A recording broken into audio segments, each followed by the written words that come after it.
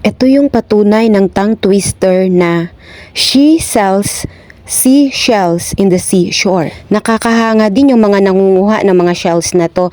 At imagine, bago nila ibenta, kailangan pang linisin, kuskusin yung mga lumot na kumapit.